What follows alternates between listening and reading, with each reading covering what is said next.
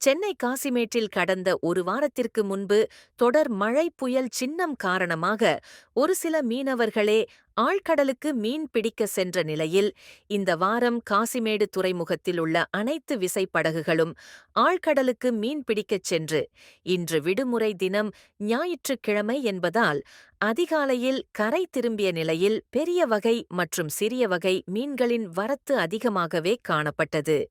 இதன் காரணமாக வஞ்சிரம் 1000 முதல் 1200 ரூபாய்க்கு விற்பனை செய்யப்பட்டது.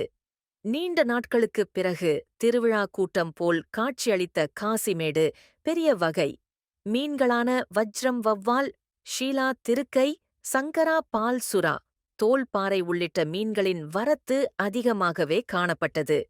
இதனால் இந்த வாரம் மொத்த வியாபாரிகள், சில்லறை விற்பனையாளர்கள், உணவகங்களுக்கு வாங்கி செல்லும் விற்பனையாளர்கள், மீன் பிரியர்கள் என கூட்டம் அதிகமாகவே காணப்பட்டது.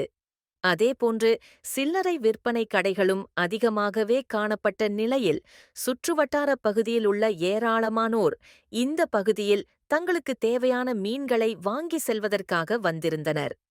பழைய ஏலக்கூட மற்றும் புதிய ஏலக்கூடம் ஆகிய 2 இடங்களிலும் கூட்டம் அதிகமாகவே காணப்பட்டது.